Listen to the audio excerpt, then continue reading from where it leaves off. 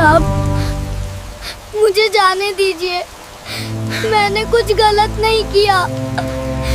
चुप! ये हम तय करेंगे कि तू सही है या गलत।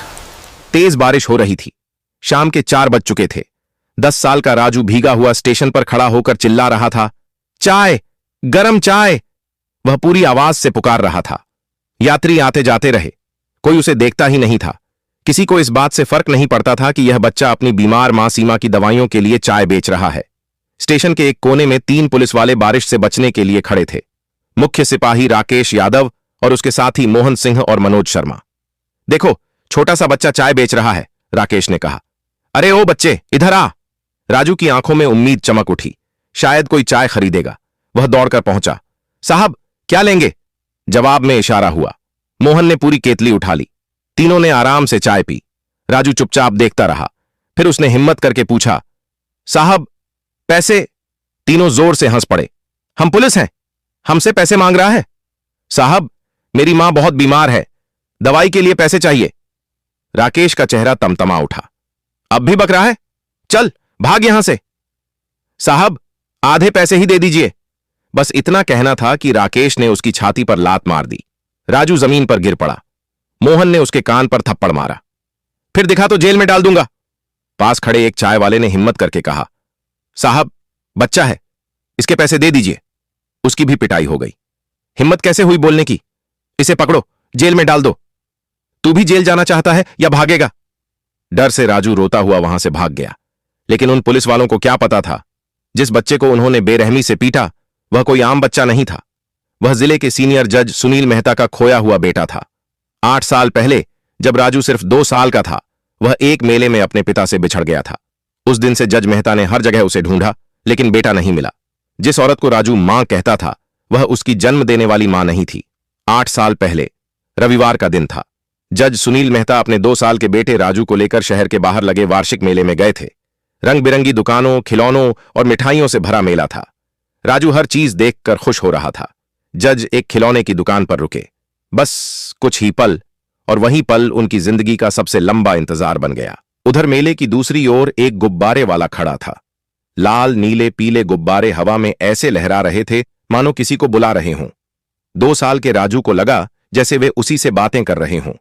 नन्हे कदम अपने आप उस ओर बढ़ने लगे।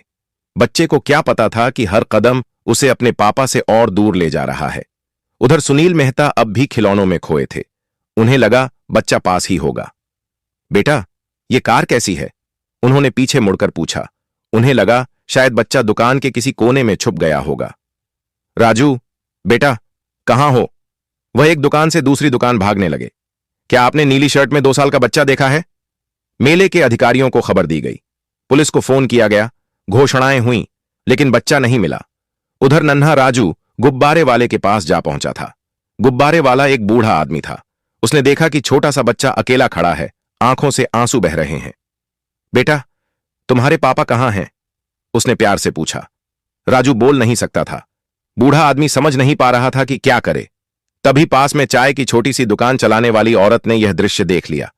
सब उसे सीमा मां कहते थे। क्या बात है भाई साहब? सीमा मां ने पूछा। बच्चा खो गया लगता है, मां बाप कहीं नहीं मिल रहे। रात हो गई है, उन्होंने कहा। कल फिर ढूंढेंगे, आज इसे मेरे घर ले चलते हैं। गुब्बारे वाले को भी यही ठीक लगा। सीमा मां राजू को अपने साथ घर ले गईं। उसे खाना खिलाया, अपने बिस्तर पर सुलाया। उसके सिर पर हाथ फेरते हुए खुद से बोलीं, कल इसके मां बाप मिल जाएंगे। लेकिन कल कभी नहीं आया। इधर राजू बड़ा होने लगा। सीमा मां ने उसे पढ़ाने की कोशिश की, अच्छे संस्कार दिए। राजू जानता था सीमा मां उसकी असली मां नहीं है, फिर भी उसके लिए वही सब कुछ थी। जब राजू 7 साल का हुआ, सीमा मां की तबीयत बिगड़ने लगी। पहले मामूली बीमारी, फिर गंभीर। दवाइयों का खर्च बढ़ने लगा। एक दिन राजू बाजार गया। वहां एक चाय वाले से मिला। चाचा, मुझे काम चाहिए। चाय वाला हैरान हुआ। इतनी छोटी उम्र में? राजू ने अपनी कहानी सुना दी। चाय वाला कुछ देर चुप रहा, फिर बोला, ठीक है बेटा, मेरी चाय बेचाकर जो पैसे मिलें, आधे तेरे आधे मेरे। राजू खुशी से उछल पड़ा। अब वह स्टेशन, बाजार और सड़कों पर चाय बेचने लगा। जो पैसे मिलते उनसे सीमा मां की दवाइयां लाता। सीमा मां का सीना गर्व से भर जाता। कितना समझदार है मेरा बेटा। आज का दिन राजू के लिए सबसे बुरा था। पुलिस वालों ने उसे पीटा, चाय पी, पैसे नहीं दिए। अब वह किस मुंह से मां के सामने जाएगा? कैसे बताएगा कि आज दवाई नहीं ला पाया? घर पहुंचा तो पूरा शरीर दर्द से टूट रहा था। सीमा मां बिस्तर पर लेटी दरवाजे की ओर टकटकी लगाए बेटे का इंतजार कर रही थीं। बाहर कदमों की आहट सुनते ही वह उठ बैठी। बेटा, ये क्या हाल बना लिया है? मां, आज कुछ गलत लोगों से सामना हो गया। उसने एक एक बात बता दी। कैसे पुलिस वालों ने उसकी चाय पी ली, पैसे नहीं दिए और फिर बेवजह मारपीट की। जिस वक्त राजू स्टेशन पर पिट रहा था, उसी वक्त वहां एक और शख्स मौजूद था, दीपक पांडे। वह एक स्थानीय न्यूज चैनल का रिपोर्टर था। किसी दूसरी खबर के लिए स्टेशन आया था, लेकिन जो उसने देखा उसने उसे अंदर तक हिला दिया। 3 पुलिस वाले, एक 10 साल का बच्चा, चाय छीनी जा रही थी, फिर थप्पड़, धमकी। दीपक ने बिना सोचे कैमरा ऑन किया और सब रिकॉर्ड कर लिया। उसने देखा कि कैसे बच्चा रोता हुआ वहां से भागा और वह चुपचाप उसके पीछे पीछे चला गया, यह देखने के लिए कि आखिर वह बच्चा कहां जाता है। यह कहानी लोगों तक पहुंचनी चाहिए, दीपक ने खुद से कहा, नहीं तो यह बच्चा भी बाकी खबरों की तरह गुम हो जाएगा। अगले दिन वह उसी झुग्गी में पहुंचा। सीमा मां बिस्तर पर लेटी थी। राजू पास में बैठा था। मेरा नाम दीपक पांडे है, मैं पत्रकार हूं, उसने कहा। कल आपके बेटे के साथ जो हुआ मैंने सब देखा है। सीमा मां और राजू दोनों डर गए। साहब, हमने कुछ गलत नहीं किया, दीपक मुस्कुराया। नहीं बेटा, गलती तुम्हारी नहीं है, गलती उन लोगों की है जो वर्दी पहनकर इंसाफ भूल गए। फिर सीमा मां ने अपनी कहानी सुनाई।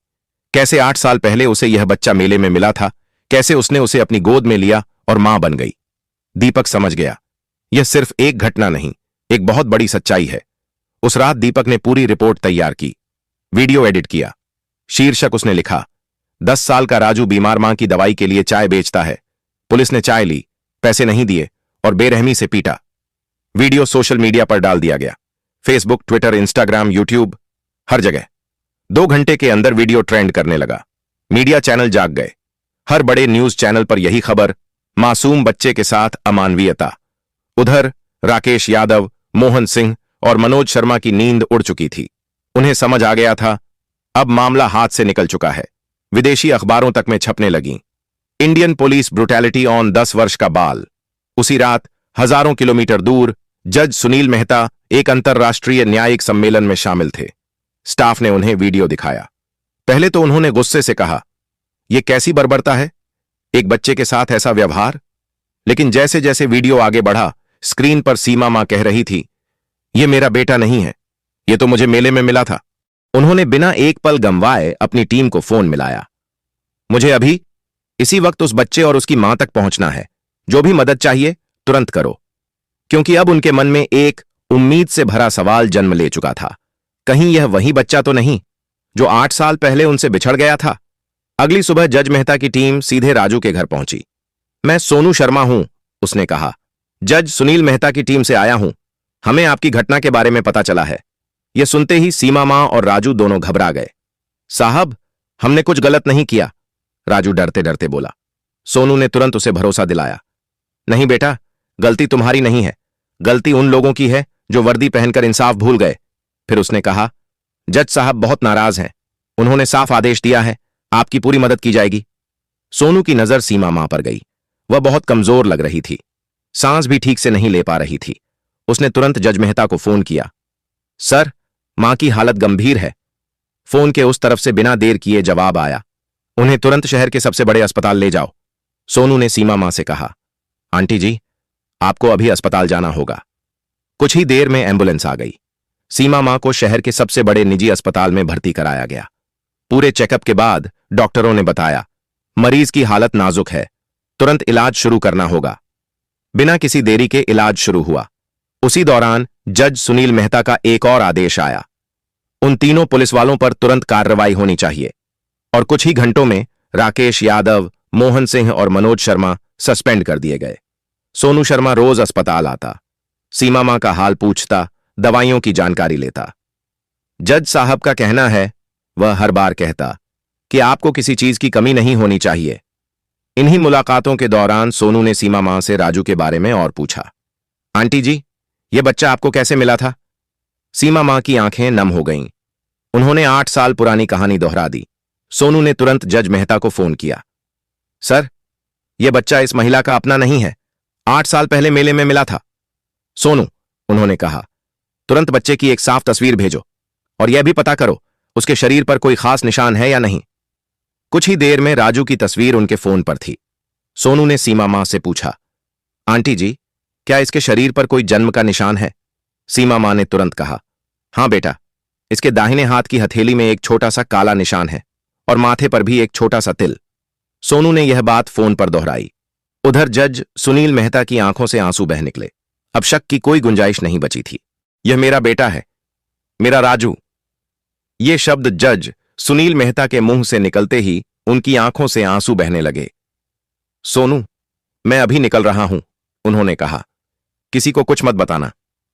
कुछ ही घंटों में वे अपने शहर पहुंच चुके थे। उसी समय मजिस्ट्रेट कोर्ट में तीनों पुलिस वालों के खिलाफ सुनवाई शुरू हो चुकी थी। कोर्ट रूम में सन्नाटा था। वीडियो सबूत चलाया गया, गवाहों के बयान दर्ज हुए। पत्रकार दीपक पांडे ने साफ शब्दों में कहा, मैंने अपनी आंखों से देखा है कि इन 3 पुलिसकर्मियों ने मिलकर एक 10 साल के बच्चे को बेरहमी से पीटा। तभी कोर्ट में हलचल हुई। जज सुनील मेहता अंदर आए। मजिस्ट्रेट तुरंत खड़े हो गए। सर, आप यहां? हां, जज सुनील मेहता ने शांत स्वर में कहा, मैं सिर्फ इस केस की कार्यवाही देखना चाहता हूं। यह मामला मेरे लिए बहुत खास है। पूरा कोर्ट हैरान था। इतने बड़े जज इतने छोटे केस में? मजिस्ट्रेट ने अगला आदेश दिया, अब पीड़ित बच्चे और उसकी मां के बयान दर्ज किए जाएंगे। अस्पताल से फोन आया। 1 घंटे बाद एम्बुलेंस कोर्ट के बाहर रुकी। सीमा मां को व्हीलचेयर पर लाया गया और राजू उनके साथ कोर्ट रूम में दाखिल हुआ। जैसे ही राजू ने कदम रखा, जज सुनील मेहता अपनी कुर्सी से उठ खड़े हुए। एक जज एक चाय बेचने वाले बच्चे के लिए खड़ा हो गया? लोगों को समझ नहीं आ रहा था। राजू घबरा गया। मजिस्ट्रेट ने नरम आवाज में कहा, डरो मत बेटा, बताओ तुम्हारे साथ क्या हुआ? राजू ने कांपती आवाज में सब बता दिया। कैसे चाय छीनी गई, पैसे नहीं दिए गए और कैसे उसे मारा गया। फिर सीमा मां बोली, यह मेरा सगा बेटा नहीं है। 8 साल पहले मेले में मिला था। मैंने इसे भगवान का दिया हुआ समझकर पाला। यह मेरी दवाइयों के लिए मेहनत करता है। बहुत अच्छा बच्चा है। इतना सुनते ही जज सुनील मेहता खुद पर काबू नहीं रख पाए। वह अचानक खड़े हुए और तेज कदमों से राजू की ओर बढ़े। पूरा कोर्ट हक्का बक्का रह गया। जज साहब, ये क्या? वह राजू के सामने बैठ गए। बेटा, जरा अपनी हथेली दिखाओ। राजू ने हाथ बढ़ाया। हथेली पर वही छोटा सा काला निशान। फिर उन्होंने उसके माथे की ओर देखा, वही छोटा सा तिल।